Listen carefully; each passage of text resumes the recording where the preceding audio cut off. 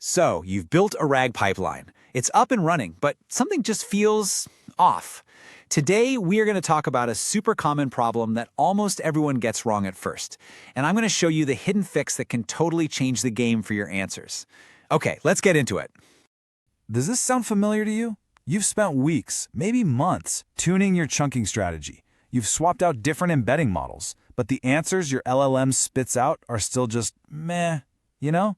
They're not totally wrong, but they don't have that sharp, on-point accuracy you were really hoping for.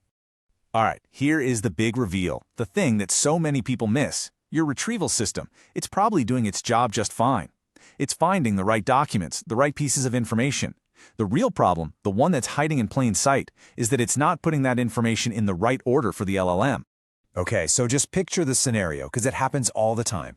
Your vector search goes out and fetches a whole bunch of documents, and buried in that list, maybe at position number 7, is the absolute perfect answer.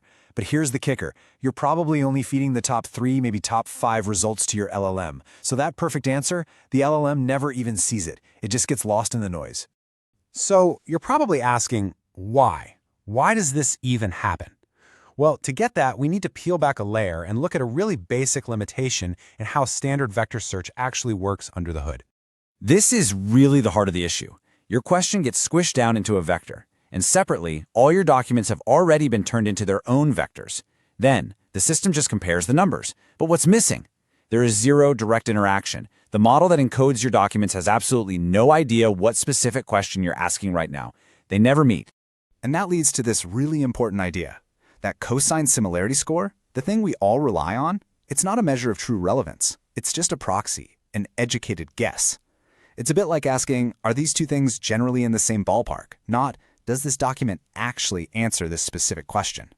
Let's make this real. Imagine you ask your system, what are the side effects of aspirin for elderly patients?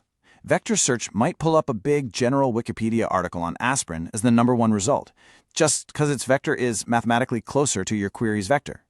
But a super detailed clinical study, one that talks specifically about the elderly, which is obviously the much better answer, might end up at rank number 10. The proxy failed you. Okay, enough about the problem. Let's talk about the solution. This is where the hero of our story comes in, the Reranker. And it's a super elegant 2-step fix for this whole mess. All it is, really, is a second pass. After your initial fast and dirty retrieval, you bring in a smarter, more specialized model to take a much closer look at that initial list and reorder everything based on what's truly relevant to your specific question. So here's how the new and improved workflow looks. First, your vector search casts a really wide net. It grabs, say, the top 50 possible answers. Then, the Reranker looks at each and every one of those 50, but, and this is the important part, it looks at the query and the document together. It generates a brand new, way more accurate relevant score. The whole list gets resorted, and now the actual best 3 results are sent to the LLM. Problem solved.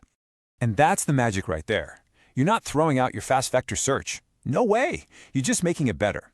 You use vector search for what it's great at, sifting through millions of documents at lightning speed. And then you bring in the Reranker for what it's great at, which is deep, precise, contextual understanding. It's the best of both worlds.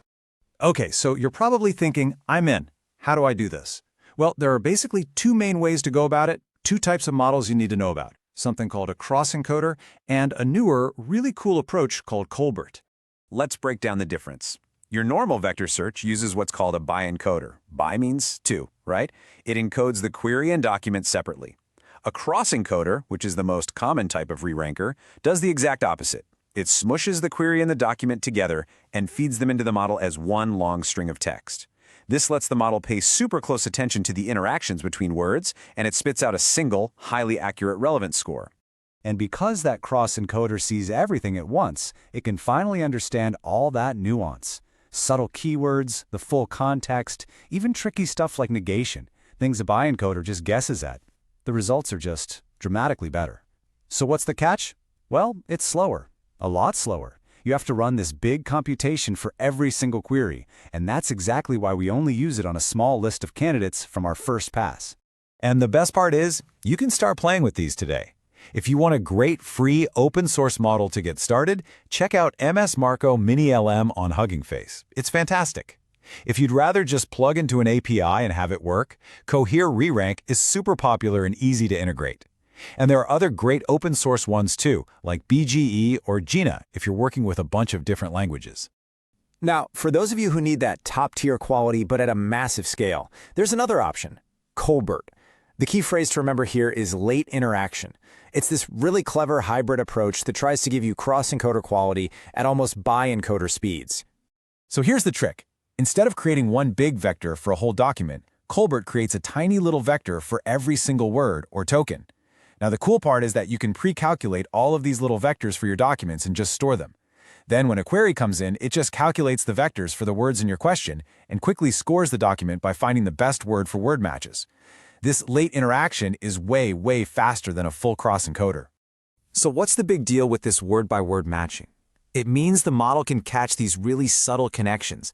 It can understand that the phrase elderly patients is super related to geriatric population at a very fine-grained level, an overlap that a single big document vector might just average out and miss completely. So now we've got two awesome options on the table, the powerful cross-encoder and the speedy ColBERT. So which one is right for you? Honestly, it just depends on what you're building. Think of this as your decision-making cheat sheet. For most people building a RAG system over internal company documents, a cross-encoder is the perfect choice. It's basically plug and play, and it gives you top-notch quality where a little bit of latency is totally fine. ColBERT, on the other hand, really starts to shine when you're building a massive search product over millions of documents, where every millisecond of latency counts. It's more work to set up, but it's built for web scale. All right, let's bring it all home. How do you actually add this to your project? The good news is that it's surprisingly easy. It's really just a simple 3-step pattern. First, go back to your vector search and just tell it to retrieve more documents. Widen that net. Instead of the top 5, ask for the top 20 or 30. Second, take that whole list and your original question and hand them over to your re-ranker model. And third, take the brand new reordered list and just send the actual top 3 or 5 to your LLM. That's it. It's one extra API call for a massive jump in quality. So if you remember one thing from this whole thing, let it be this. These two technologies aren't fighting each other. They're working together. Vector search gives you the speed to search an entire ocean of data. Re-ranking gives you the precision to find the exact drop of water you were looking for. To build a truly great RAG system, you absolutely need both. And that really brings us to the final question you should ask yourself. Now that you know how this simple, extra step can fix the hidden problem of ranking, is your RAG system really as good as it could be? Or are you leaving your best answer sitting at position number 7, just out of reach?